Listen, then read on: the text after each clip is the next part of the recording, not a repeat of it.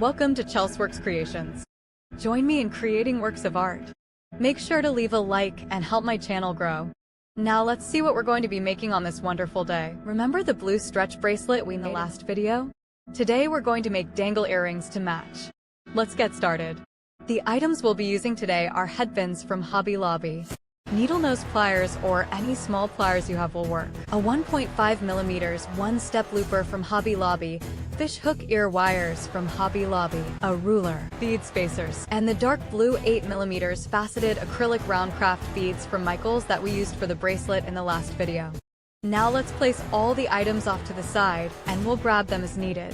What we are going to keep in front of us is headpins and ruler. Now I'm measuring the headpins, and they are 3 inches long. So the sizes I will be needing are 3 inches, 2 inches, and 1 inches. Now I'm going to set the 3-inch headpins to the side, and I'm going to place the end of the headpin at the 2-inch mark so I can cut the top part off. Now I will be doing the same thing to the second headpin. I want 2 of the same sizes because I want both earrings to be matching. Now to make the 1-inch length, I will place the bottom of the headpin on the 1-inch mark so I can cut the top off, making this a 1-inch length as well.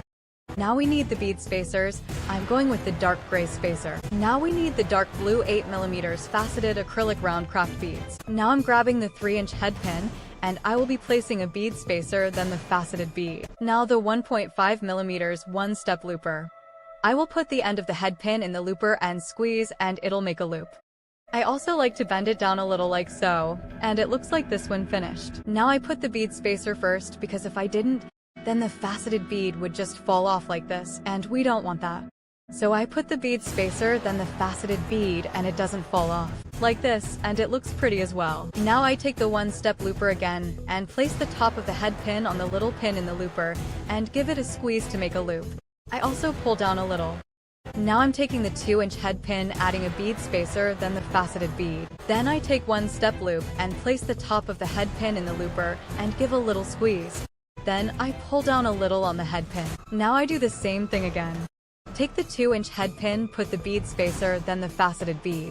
Take the one-step looper, put the top of the head pin in the looper, and give a little squeeze, then pull down on it a little. Now I do the same for the 1-inch head pin. I put a bead spacer, then I put a faceted bead. And like before, I put the top of the 1-inch pin in the looper and give it a squeeze, and then bend it down a little bit, and it gives me a loop. And I do that process all over with the second 1-inch head pin. I add a bead spacer, then a faceted bead.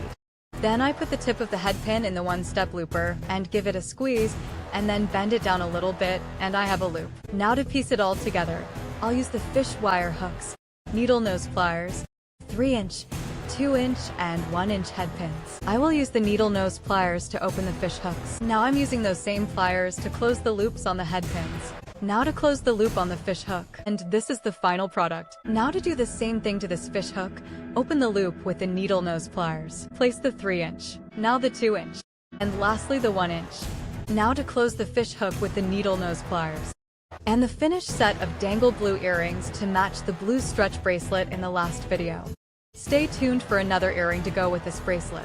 This is a really cute set, don't you think? Thanks for watching till the end.